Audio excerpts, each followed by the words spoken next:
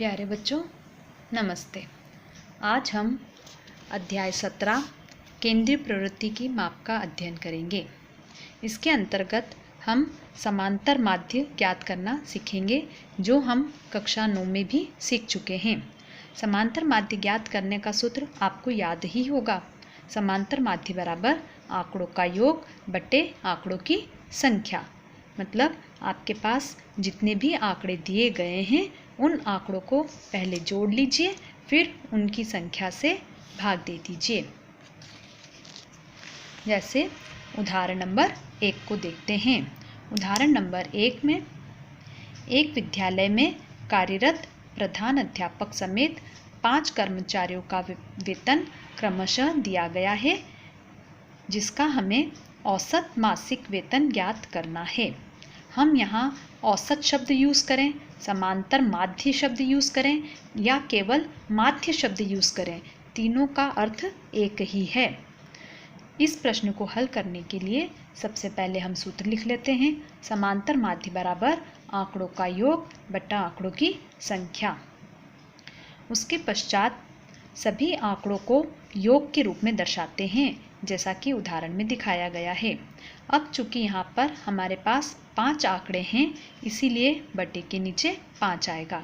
यदि इसी प्रश्न में 8 आंकड़े होते तो बटे के नीचे 8 आता। सभी आंकड़ों का योग 21,000 आया। उसमें 5 का भाग लगाने से हमें हमारा उत्तर प्राप्त हो जाएगा। इसी विधि पर आधारित आप 17.1 के कुछ प्रश्न हल कर सकते हैं। अब हम विलोम प्रश्न की तरफ चलते हैं। हमारे पास एक प्रश्न है, यदि 3, 4, 8, 5, x, 3, 2, 1 अंकों का समांतर माध्य 4 हो तो x का मान ज्ञात करो। इस तरह के प्रश्न को विलोम प्रश्न कहेंगे। क्यों कहेंगे विलोम प्रश्न? क्योंकि यहाँ पर समांतर माध्य का आंसर तो दे रखा है, परंतु आंकड़ों में से एक आंकड़ा गायब है। यही अज्ञात आंकड़े को x से दर्शाया गया है। हमें वह आंकड़ा ज्ञात करना है जिसके द्वारा हमें समांतर माध्य 4 प्राप्त होता हो। इस प्रश्न को हम बिल्कुल पहले जिस प्रकार प्रश्न किया था उसी तरीके से हल करेंगे। सबसे पहले क्या करेंगे? बिल्कुल सही, हम सूत्र लिखते हैं। समांतर माध्य बराबर आंकड़ों का योग बटा आंकड़ों की संख्या। ये हो गया हमारा सूत्र। अब हमें प्रश्न में जो भी दिया गया है वह मान इस सूत्र में पुटअप करेंगे। समांतर माध्य 4, तो समांतर माध्य के नीचे हमने लिखा 4 बराबर आंकड़ों का योग, यानी कि दिए गए आंकड़ों को योग के रूप में लिखना है। 3 धन 4 धन 8 धन 5 धन x धन 3 धन 2 धन 1 बटा। अब यहाँ बटे में क्या आएगा बता सकते हैं आप? देखिए आंकड़े कितने हैं, 1 2 3 4 5 6 7 8, तो बटे में कितना आएगा 8। अब आगे हल करने के लिए हम इन आंकड़ों को जोड़ेंगे। यहाँ पर एक आंकड़ा पता नहीं है, उसे छोड़ देते हैं। जो शेष बचे उन आंकड़ों को हम जोड़ते हैं, तो कितना प्राप्त होता है 26, और जो अज्ञात आंकड़ा है प्लस x बटा 8। यह बन गई हमारी सरल समीकरण, जो हम कक्षा 8 और 9 में हल करना सीख चुके हैं। इसे आगे हल करने के लिए क्रॉस मल्टीप्लिकेशन वाली मेथड अपनाएंगे। 8 कहाँ जाएगा? 4 के पास। 8 का 4 से गुणा होता है, 4 8 32 बराबर 26 धन x। अब हम 26 का पक्षांतरण करेंगे। 26 का पक्षांतरण होगा, चूँकि 26 धन का है, पक्षांतरण होके 32 के पास आएगा, तो वह हो जाएगा ऋण का। ऋण 26 बराबर x। कितने बचे? 6 बराबर x। यह हमारा उत्तर आ गया। हमें आंसर कितना प्राप्त हुआ? 6। अब हम बारंबारता बंटन से समांतर माध्य ज्ञात करना सीखेंगे। बारंबारता बंटन क्या होता है? बारंबारता बंटन मतलब ऐसी सारणी जिसमें आंकड़ों के साथ आपको बारंबारता भी दी गई हो।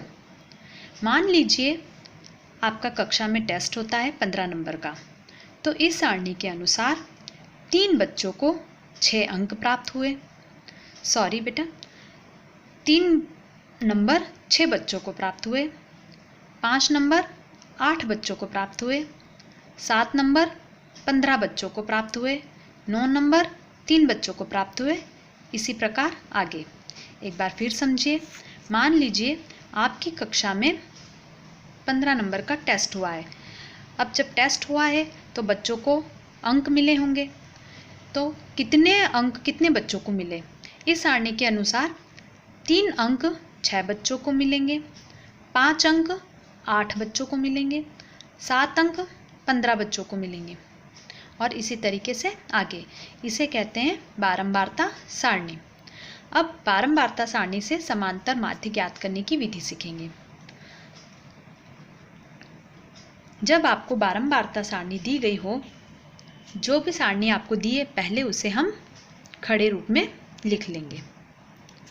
x, जो आंकड़े दिए गए हैं वो x के नीचे 3, 5, 7, 9, 11, 13 और बारंबारता 6, 8, 15, 3, 8, 4। अब इस तरह के सवालों को हल करने के लिए हम सूत्र लिख रहे हैं जो कि आपको 9th में बताया गया है। सूत्र x बार बराबर समेशन fx बटा समेशन f। यहाँ पर x बार समांतर माध्य के लिए लिखा गया है। x बार समांतर माध्य का संकेत है। x इस कॉलम के लिए है और f यानी कि बारंबारता। अब fx का क्या मतलब हुआ? सूत्र के अनुसार हम देखें fx x बार बराबर समेशन fx बटा समेशन f। समेशन fx का मतलब है fx कॉलम की जोड़। और fx कॉलम क्या है? fx कॉलम मतलब f कॉलम और x कॉलम का गुणा। fx मतलब f कॉलम और x कॉलम का गुणा। अब हम fx कॉलम ज्ञात करते हैं तो 3 में 6 का गुणा करेंगे, सभी आंकड़ों का 5 में 8 का गुणा, 7 में 15 का गुणा, 9 में 3 का गुणा, 11 में 8 का और 13 में 4 का गुणा करेंगे। 15 सत्ती 105, 27, 88, 13 चौक 52। ये हो गया हमारा गुणा। ये आया आपका fx कॉलम। अब इस सूत्र के अनुसार fx कॉलम हमारे पास है, ये रहा। f कॉलम हमारे पास है, ये। अब समेशन का क्या मतलब? समेशन मतलब जिस भी अक्षर के आगे समेशन लगा है उस कॉलम की जोड़। fx के आगे समेशन लगा है मतलब fx कॉलम की जोड़। f के आगे समेशन लगा है मतलब f कॉलम की जोड़। अब हम यहाँ योग ज्ञात करते हैं। योग, जब हम इस सभी कॉलम में लिखे आंकड़ों को जोड़ते हैं तो हमें 330 प्राप्त होगा और जब f कॉलम को जोड़ते हैं तो हमें 44 प्राप्त होगा। अब आप स्केल की सहायता से इसे सारणी का रूप दे देंगे। अब समांतर माध्य ज्ञात करने के लिए जो ऊपर हमें मान प्राप्त हुए हैं वो हम सूत्र में पुटअप करेंगे। x बार मतलब समांतर माध्य बराबर समेशन fx कॉलम की जोड़ कितने आई थी? 330। हम यहाँ पुटअप कर देते हैं 330 बटा समेशन f मतलब f कॉलम की जोड़ बटा 44। अब जब हम इसको आप चाहें तो 330 में 44 का भाग देकर आंसर निकाल सकते हैं और आप चाहें तो इसे 11 के पहाड़े से काटकर आंसर निकाल सकते हैं। यह आप जब हल करेंगे तो इसका उत्तर आएगा 7.5 7.5। तो यह है बारंबारता बंटन से समांतर माध्य ज्ञात करने की विधि। इस प्रश्न पर आधारित प्रश्नमाला 17.2 के प्रश्न अब आप आसानी से हल कर सकते हैं।